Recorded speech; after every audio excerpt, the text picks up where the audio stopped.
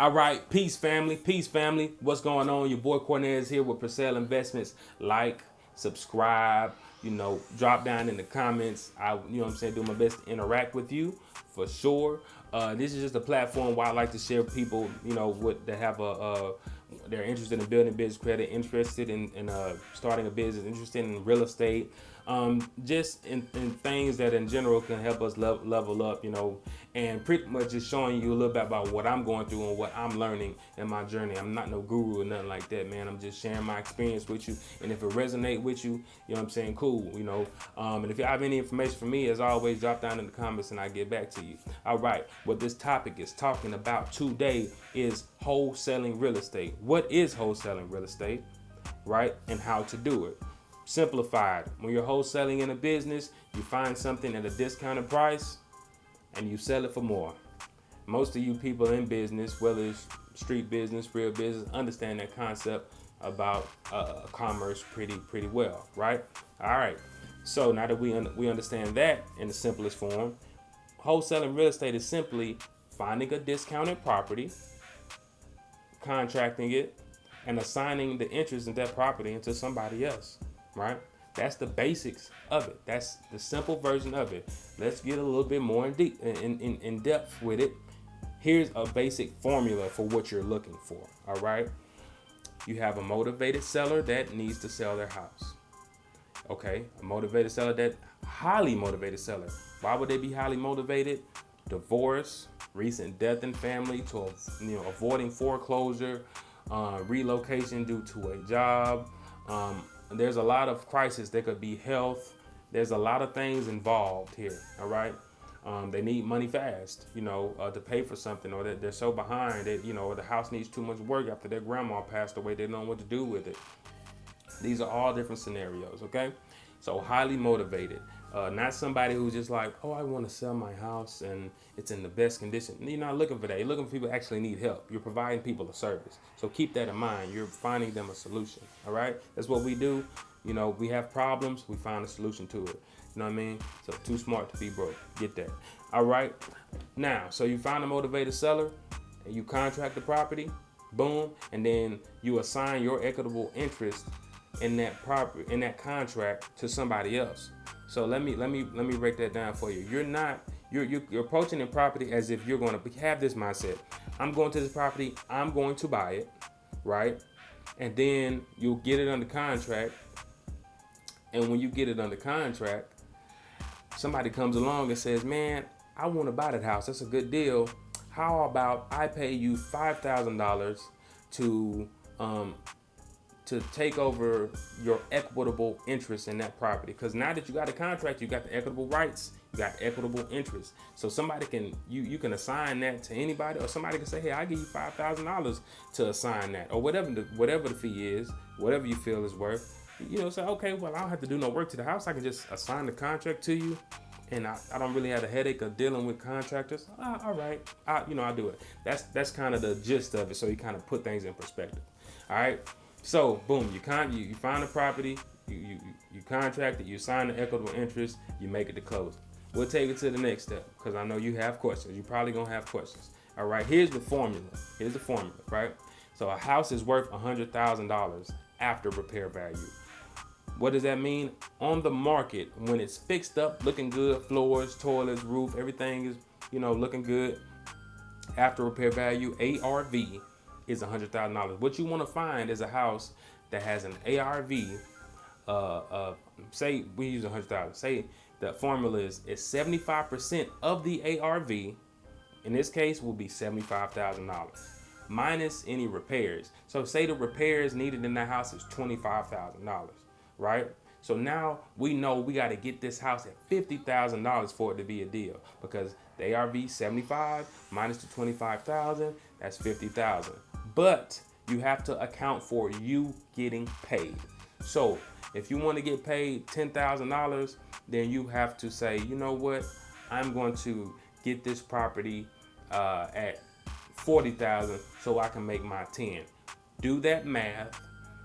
Make sure you had a 75%, make sure you minus your repairs, and then figure out what your fee is going to be, and then that'll be your maximum allowable offer. So if I want to make $10,000 on this property, I know I got to get it at 40, but I might try to get it at 30, so I can make more. But anyway, let's just keep it simple. That's the basic formula. What you need to figure out, now that you kind of know the basic formula, how do you find these distressed properties, these highly motivated sellers? One way to do it is drive around neighborhoods and look for properties that are beat up, broken glass, boarded up windows, high tall grass. Just you can tell it's just been sitting there, ain't nothing been going on, right? So one instance, you will take that property address, then you will one way you can do it, you can look on the county appraisal district. I personally like to look on the property tax website, and there you'll get the owner of the house, you'll get the owner's mailing address, and you'll also see if the property has any past due delinquent taxes, which will be another form of motivation. All right. Another way to find these people is to put out bandit signs. All right. It's so many different ways, but we'll stick to those two for now, because you might not have that much time or money. You might not have that much money. So when you do find these vacant properties with high grass or whatever, you go to the property tax, and then what you want to do after you see that it has the same mailing address, but if it's another level of motivation if it's like a different mailing address. All that. You can go to Fast People Search, or you can go to TruePeopleSearch.com and type in the person's address, or you can type in the person's name and city and state, and you might get some information on them about. You'll be surprised. Get their name, you'll get their address, you get the phone number, some email sometimes, and then you just pick up the phone and start dialing numbers to see if you get in contact with the person, or ask the neighbors. Sometimes you just ask the neighbors and you might get lucky too. All right. So moving forward, let's say you actually do contract a property at $40,000. Now what do you do? Right? So you contracted the property. How do you find a buyer?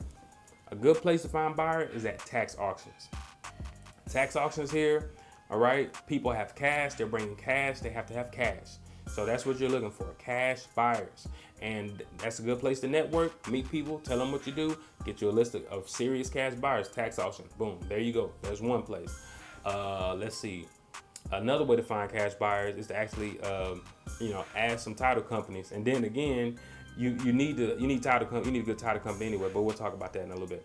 So you can ask title companies. I will jump on Facebook in the investor groups and say, hey, I'm a wholesaler, or hey, I got a property under contract. I want to assign the interest, put the zip code, put a couple pictures, put some of the numbers, just a little bit to make people kind of come to you, and boom, you can post on Craigslist. You can do a few things in that regard, but I'm really big on networking and talking to people. All right.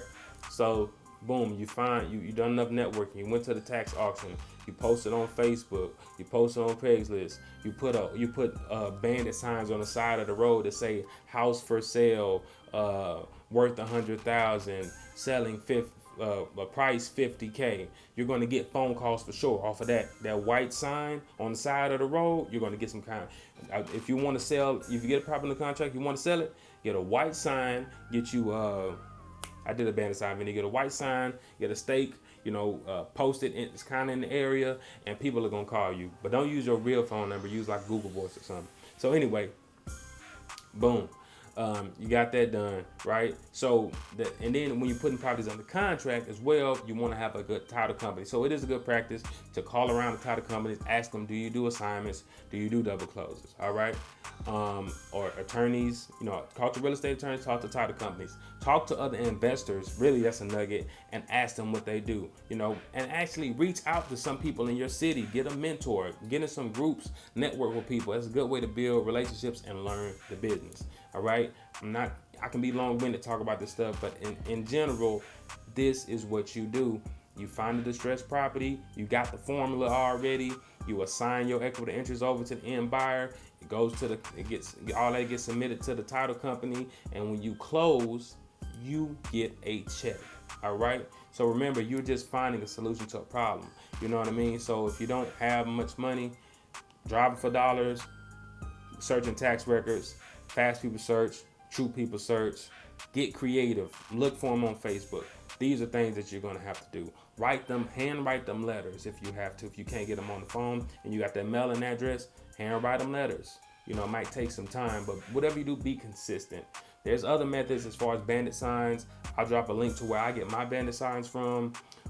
You know, you can pull a list from List Source and start skip tracing and cold calling people. But we'll get in those topics at another video. I just wanted to kind of keep it simple and give you the structure of the formula of how this works, because it sounds crazy for people to sell a house for pennies on a dollar, but people are in distressed situations sometimes and they need your help. And look, when you start interacting with people, you start getting your sales skills start getting better. But I don't like to really sell. I just like to say, hey, this is an offer. I like to give people the options to make the best decision that they have. And if they have a great property, I'm just like, hey man, you might want to list it with a realtor.